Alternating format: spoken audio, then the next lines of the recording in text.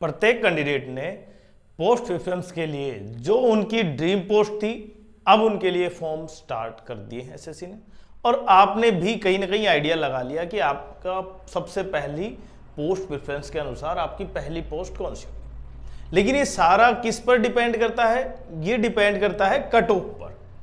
मतलब जिसकी एक्यूरेसी सबसे अच्छी है कि कट ऑफ कितनी जाएगी फाइनल की, उसके बेसिस पर कहीं ना कहीं आपको वो पोस्ट मिल जाएगी।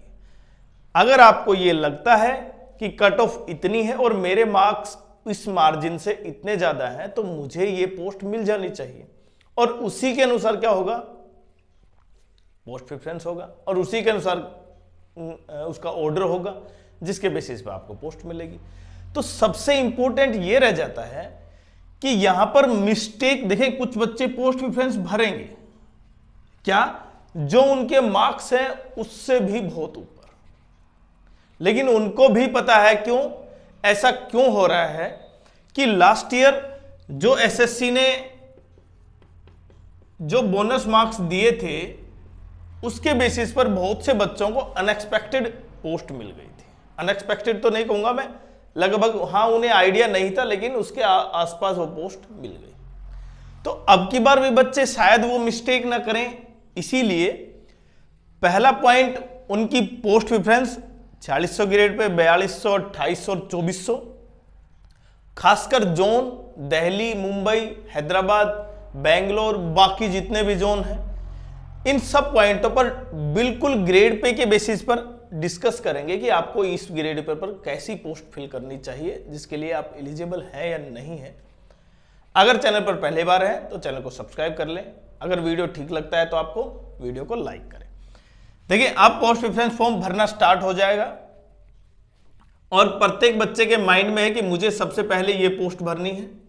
लेकिन आपको माइंड में ये भी रखना है कि एचएसएससी ने कहीं कुछ चेंज कर दिया, कंप्यूटर में बोनस मार्क्स दिया, पेपर में बोनस मार्क्स दिया, उससे कट ऑफ में बहुत ज्यादा चेंज आ जाएगा, और उसकी वजह से ये जो सारी जो हमारी एक्सपेक्टेड कट ऑफ है ना, रियलिटी तो यही है, वो सब कुछ बदल जाएगा। और फिर प्रत्येक बच्चे को भी लगेगा कि सर ने बताया था कि ये इतनी जाएगी, हालांकि ये पेड सेशन नहीं है, लेकिन मैं फिर से बता रहा हूं क्योंकि उनको लगेगा कि सर ने तो बताया था कट ऑफ तो इतनी गई, बिल्कुल अनएक्सपेक्टेड। इसीलिए मैंने आज ये वीडियो अपलोड करने की सोची, जिससे कि प्रत्येक बच्चे को इस चीज के बारे में भी बहुत सा जो बैकग्राउंड चल रहा है ना, उसके बारे में पता चले। देखिए, लास्ट ईयर 2024 में जिन बच्चों ने पेपर दिया था ना, जिन्होंने सिलेक्शन लिया था, उनके मार्क्स 310 थे, जो कट ऑफ से काफी कम थे। लेकिन कट ऑफ में मार्क्स मिलने से, नॉर्मलाइजेशन के मार्क्स मिलने से, बोनस मार्क्स मिलने से उन बच्चों को काफी अच्छी पोस्ट मिली। कैटेगरी बेसिस पे बात कर रहा हूं मैं। अगर एससी से थे तो उनको एएसओ पोस्ट भी मिली है, जो उनको लग रहा था कि 4200 से नीचे ही पोस्ट मिलेगी। वो ऐसा क्यों हुआ, और अब की बार कितने चांसेस हैं? क्योंकि अगर कंप्यूटर में मार्क्स बोनस दिए गए तो बिल्कुल चेंज हो जाएगा, अगर पेपर में मार्क्स दिए गए तो चेंज तो होगा, लेकिन काफी ज्यादा, उतना ज्यादा नहीं जितना कंप्यूटर से चेंज होगा। लेकिन हम इसके बारे में बात नहीं कर रहे। अभी आप पोस्ट प्रेफरेंस कैसे भरेंगे वो देखते हैं सब बच्चों के लिए। देखें, अब मैं मार्क्स के बेसिस पे नहीं बताऊंगा, वो सभी कैंडिडेट जिनके मार्क्स चाहे ज्यादा हो चाहे कम। एक वो भी कैंडिडेट है यहां पर जो रिपीटर्स हैं, जो चाहते हैं केवल उनकी जो टारगेट पोस्ट है वो मिले। एक वो कैंडिडेट है कि कम से कम सिलेक्शन तो हो। तो आज इसी पर डिस्कस करेंगे। देखें, जब आप पोस्ट प्रेफरेंस भरेंगे, अगर मैं पोस्ट प्रेफरेंस स्टार्टिंग से बात करूं, क्योंकि वैकेंसी यहां पर चेंज हुई है, जैसे सीएसएस की वैकेंसी इंक्रीज हो गई है, तो सीएसएस की कट ऑफ थोड़ी सी और नीचे जाएगी। अब मेन पॉइंट पर आते हैं। देखें यहां पर, तो जो पोस्ट आप चाह रहे हैं, क्या उसमें पढ़ने का समय है, उसके अलावा जो गर्ल्स स्टूडेंट हैं या गर्ल्स एस्पिरेंट हैं, अब जो गर्ल्स जो कहीं ना कहीं जॉब मिलेगी उनको, कौन सी जॉब उनके लिए सूटेबल सबसे ज़्यादा रहेगी, और खासकर वर्कलोड प्रत्येक पोस्ट पर, क्योंकि पोस्ट प्रेफरेंस में केवल आप ये नहीं देखेंगे कि केवल टॉप पोस्ट है, आपको ये भी ध्यान में रखना है कि उसका आपकी लाइफ पर क्या इम्पैक्ट होगा। जो बच्चे पढ़ना चाह रहे हैं, खासकर जो कैंडिडेट आपकी बार उनके मार्क्स कम है लेकिन पढ़ने में ये है लगातार पढ़ेंगे, सिविल सर्विस भी करनी है उनको या फिर और भी पोस्ट, आपकी बार वो पोस्ट नहीं मिली, तो उनके लिए सबसे बेस्ट है, देखिए आप दिल्ली बेस पोस्ट ले पहले तो। और दिल्ली बेस में सबसे पहले क्या होता है भाई, एएसओ। अगर जिसको एएसओ लेना है या एएसओ मिल जाता है तो उसको दिल्ली में काफ़ी अच्छी पोस्टिंग मिलती है। जैसे यहाँ पर एएसओ में बात करूँ मैं, एएफएचक्यू, यहाँ पर आप फोन नहीं चला पाएंगे। दूसरा, यहाँ पर आपको जो कार्ड मिलता है, जो कैंटीन कार्ड, उसकी सुविधा मिलती है। उसके साथ साथ जहाँ पर MEA में आपको विदेशों में सर्विस करने का मौका मिलेगा, लेकिन उसके लिए भी आपसे पूछा जाएगा कि आप इसमें ऑप्शन प्रेफरेंस दे रहे हैं या नहीं दे रहे हैं। और ऐसा नहीं कि आप डायरेक्ट मतलब हाई प्रोफाइल कंट्री में जाएंगे, हर टाइप की कंट्री में हो सकता है। उसके साथ साथ CSS, जहाँ सेंट्रल सेक्रेटरीट सर्विस की बात है, तो इसमें पढ़ाई का समय मिलता है, इनमें पढ़ाई का समय मिलता है। लेकिन CSS में क्या है, जब जैसे सेशन चल रहे हो ना पार्लियामेंट के, तब कहीं ना कहीं वो लेट हो जाता है, 8 से 10 भी बज जाते हैं शाम के, जब सेशन चल रहा हो। तो ये इंपॉर्टेंट है, लेकिन गर्ल्स के लिए काफ़ी अच्छी प्रेफरेंस यही होती है, एएसओ, CSS, MEA, AFHQ या जो भी इलेक्शन कमीशन, जो भी जिस टाइप के जितने भी एएसओ हैं वो सारे के सारे। स्टडी में दूसरा इंपैक्ट है जैसे ITI, इनकम टैक्स इंस्पेक्टर, या ऑफिस सुपरिटेंडेंट भी, या टैक्स असिस्टेंट, क्योंकि इसमें आप जोन लेते हैं और जोन मिलने के चांसेस है, अगर आपके पास अच्छी मार्क्स हैं उस पोस्ट के लिए, तो इसका मतलब आपको जोन मिल जाता है और आप स्टडी प्लान कर सकते हैं। गर्ल्स के लिए मैंने बता ही दिया, क्योंकि ये दोनों गर्ल्स के लिए सुटेबल हैं। देखें, GST इंस्पेक्टर में बहुत से कैंडिडेट, GST इंस्पेक्टर की बात करूं मैं, GST इंस्पेक्टर में वर्कलोड ज़्यादा है बाकी के बेसिस पर। जिस तरह जैसे आपने पोस्टल असिस्टेंट और सॉर्टिंग असिस्टेंट में देखा, तो सॉर्टिंग असिस्टेंट में कहीं ना कहीं railway, RMS, rail mail service में कहीं ना कहीं टाइम कंज्यूमिंग है, रात को ड्यूटी है, उस तरह के माहौल था, लेकिन वो भी रूटीन के बेसिस पे था। जिस तरह, तो अगर जो गर्ल्स स्टूडेंट है उनकी लाइफ कहीं ना कहीं उनके आसपास के स्टेट में हो, तो उनके लिए सबसे इंपॉर्टेंट यही है जो उनको होम स्टेट दिला सकते हैं। GST इंस्पेक्टर आपको बिल्कुल बहुत कम चांसेस हैं कि आपको जोन मिले, बाकी आप साउथ में ही कर पाएंगे। उसके साथ साथ यहाँ पर PO, GST एग्जामिनर, ये लगभग आप 90% क्या देखेंगे, साउथ में देख पाएंगे। अगर साउथ के कैंडिडेट हैं उनके लिए तो बेस्ट है, वहां पर होम स्टेट भी मिलने के चांसेस हैं। दूसरा, ऑडिटर देखें 3 टाइप के होते हैं। कैग में ऑडिटर होता है, और कैग अपनी वैकेंसी कभी नहीं बताता कि किस जोन में कितनी वैकेंसी है, तो इसलिए आपको रैंडमली, आपका लक अच्छा हो तो आपको मिल सकती है, अदरवाइज आपको साउथ में मिल गई तो फिर इसका अर्थ ये है। बाकी CGDA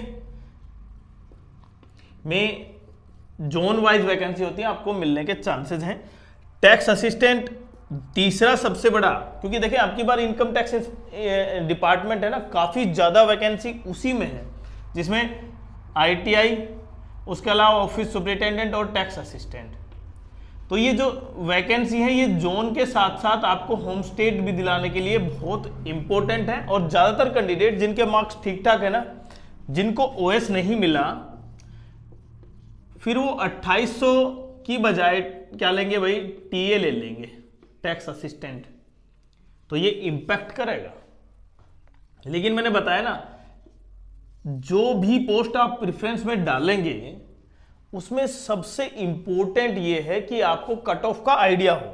अगर कट ऑफ का आइडिया नहीं है तो फिर आपको कोई आइडिया नहीं कि आपको कौन सी पोस्ट मिलेगी। तो इसलिए कट ऑफ का आइडिया बहुत इंपॉर्टेंट है। और क्योंकि हमने बताया था कट ऑफ जो टियर 1 की 135 के आसपास थी, बताया था, जिसमें 136 पॉइंट समथिंग गई, तो देखें केवल 1.5 के आसपास मार्क्स इंक्रीज हो पाए। तो कट ऑफ का जितना आसपास होगी प्रेडिक्ट करना उतना ही आपको वो चांसेस हैं वो पोस्ट मिलने के। और क्योंकि अगर मैं पूरा कंप्लीट एक कैंडिडेट जो चाह रहा है कि दिल्ली बेस हो, देखिए मैं प्रत्येक कैंडिडेट का तो नहीं बता सकता अभी कि आपको पहले ये पोस्ट भरनी है वो पोस्ट भरनी है, लेकिन फिर भी जो कैंडिडेट चाह रहे हैं कि पोस्ट प्रेफरेंस किस तरह भरें उनके लिए होम देखिए अभी केवल पोस्ट आएगी, आपको पोस्ट मिलेगी। अगर चाहे आपने फिक्स सिस्टम या फ्लोट सिस्टम लागू किया तो दोनों में आपको पोस्ट मिलेगी। उसके बाद आपका जिस जोन में है जो डिपार्टमेंट हो वो जोन के बेसिस पर आपको वो जोन एलोकेशन होगा। लेकिन सबसे इंपॉर्टेंट ये है कि जो बच्चे ये चाह रहे हैं कि हमारा कौन सा जोन मिले, हमें किस तरह का पोस्ट प्रेफरेंस भरना है, क्योंकि अभी केवल 3 से 4 दिन है मैक्सिमम, 3 दिन 9, 10, 11, 12।